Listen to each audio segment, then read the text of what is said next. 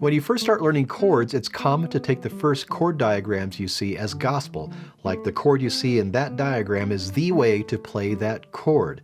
Sometimes this is the case, but often there's more than one way to play a chord. With that in mind, I'm going to show you some different fingerings for common chords and why you might choose one fingering for one situation and another fingering for another situation. We're only going to look at open chords so we don't go down the rabbit hole of movable chords, and we're going to stick with the big three: major, minor, and seventh chords. We're going to go alphabetically, so we start with A, or A major. This is the way most books and chord charts show how to play the A major chord, just fingers 1, 2, and 3. The advantage of this is that it's easy to remember, just 1, 2, 3. The disadvantage is that those fingers don't fit comfortably inside the same fret if, like me and some other players, you have bigger fingers, which is why personally I switch my first and second fingers and play finger 2, 1, and 3.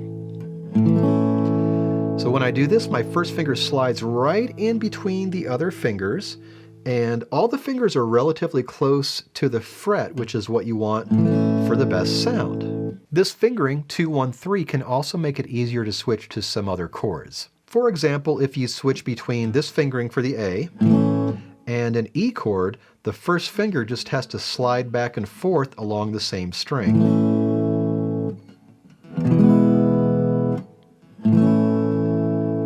And if you're using this fingering for the A chord and you switch to a D chord, the first finger stays in place. So there's my A, first finger stays down, the other two fingers swing over. And if you're switching to a D7, fingers 2 and 3 don't have far to go. They just move down one string each, and first finger kicks out a little bit. Now sometimes I'll use this fingering if I have to get to an A major chord super fast. You're just barring with your first finger. Now it's easy to accidentally mute the first string, but unless the music specifically calls for that open E string to sound, it really doesn't matter if you're just strumming along. And then one more here, barring with my third finger, which may seem a little odd, not something most of us are going to do regularly, but if you practice with this fingering from time to time, it'll prepare you for bar chords based on this A shape.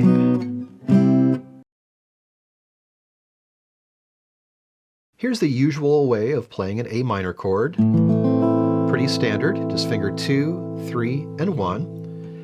And really, that's what you're going to use if you only ever play open chords. However, if you want to get your fingers ready to play movable chords, you can shift your fingers, take first finger out of the equation, play finger 3, 4, and 2 instead. And if you get used to doing that, and you don't have to do it all the time, but practice like this every once in a while, then your fingers are used to making that shape when it's time to turn that A minor into a movable chord. The two ways you'll see an A7 chord in most diagrams is with either fingers 1 and 2 or fingers 2 and 3. The fingering you choose for the A7 can depend on what chords are before or after it. You could play either way, but if you want to be really efficient with your fingering, check out how easy it is to move from A7 to D if you play A7 with fingers 1 and 2.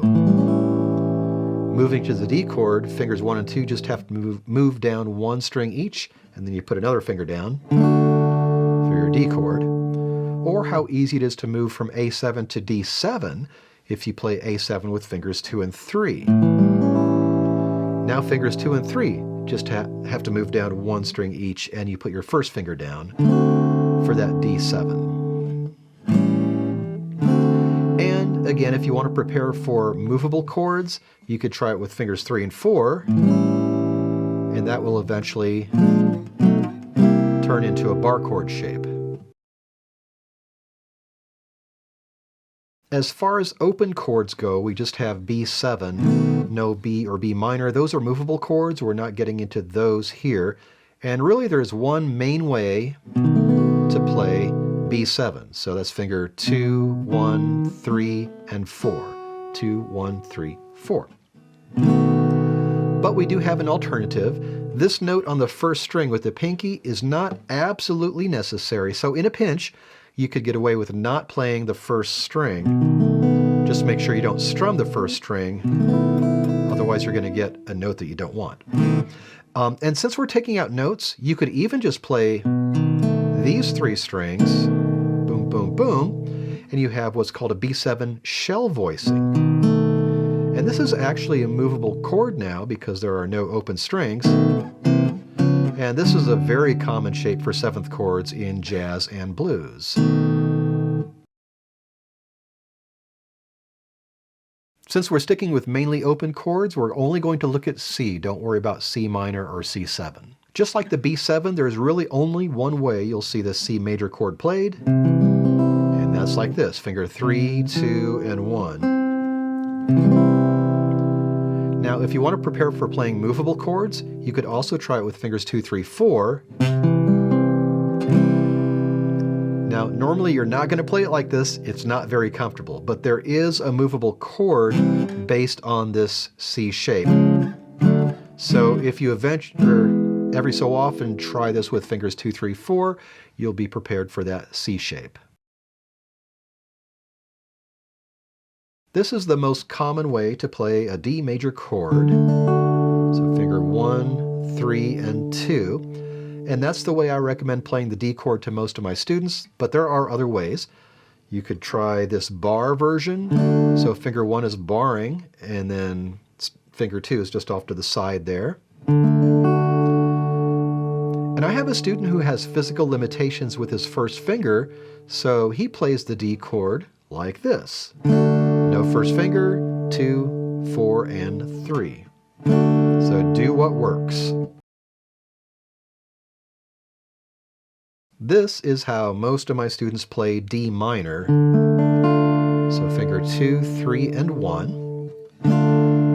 Now some of my older students are dealing with arthritis and have trouble stretching their third finger out, and those students play with finger 4 there instead of finger 3. So I recommend finger 3 if you can, but if you really have to, finger 4 works as well. This is the best way to play a D7 chord. So finger 2, 1, 3. And a common theme here I know, but if you want to prepare your fingers for movable chords, you could also try it like this. So take your first finger away, now finger 3, 2, and 4. And that would eventually become a movable chord. Now that being said, if you only ever plan on playing open chords, just stick with this most common fingering.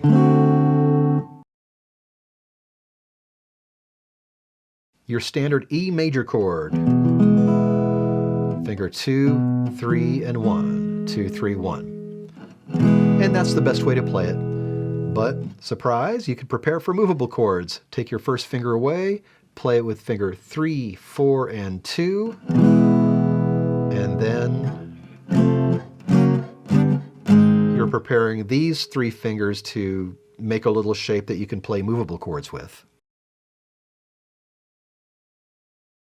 Depending on what book you're learning from, you'll see the E minor chord played with fingers 1 and 2,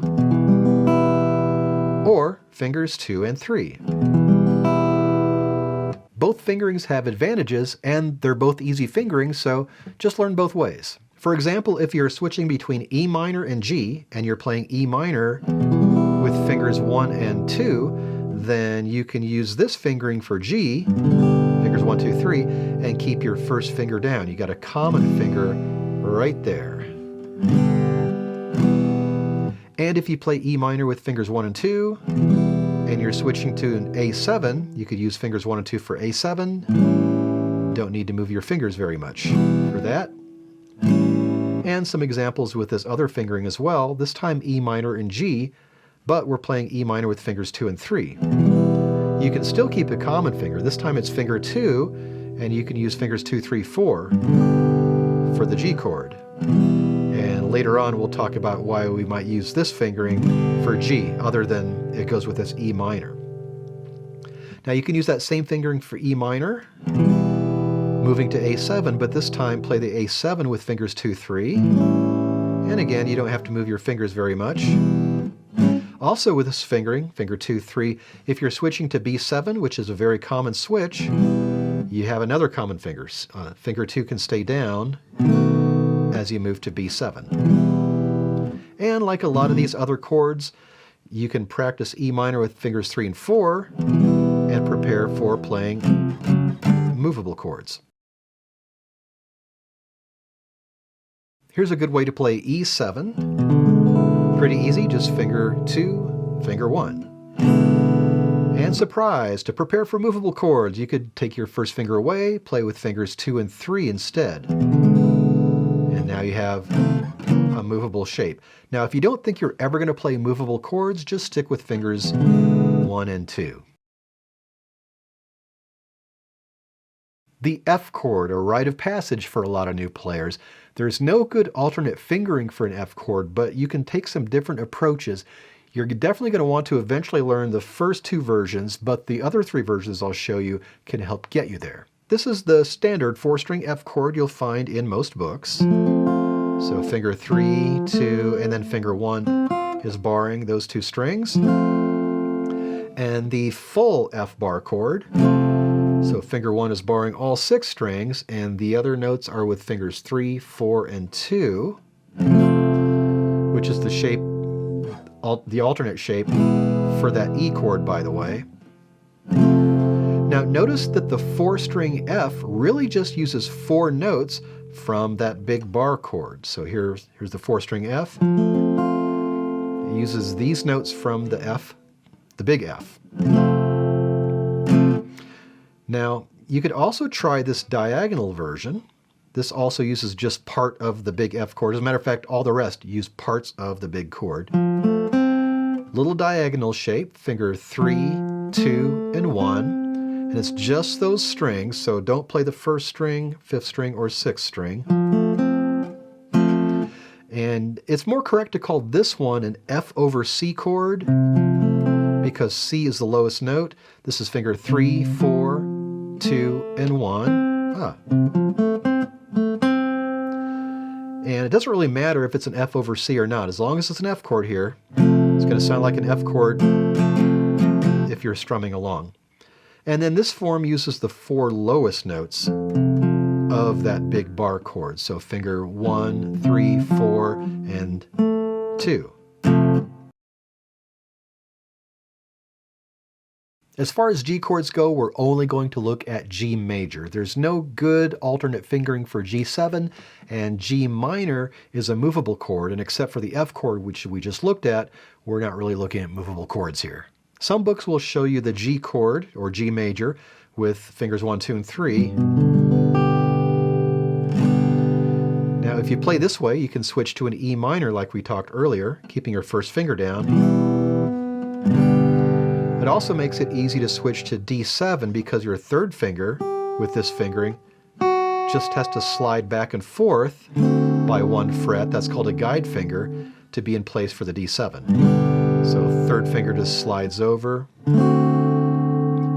And this other fingering, you may find it tricky at first to switch from this G chord to a C chord. A lot of movement, which is why this other fingering is useful. Now we're playing fingers 2, 3, and 4. Finger 3 on the lowest note, finger 2, and then the pinky up high. Now with this fingering, if you have to switch to C major, fingers 2 and 3 don't have far to go. They just go down 1 string, and first finger is already hanging out pretty close to where it needs to be.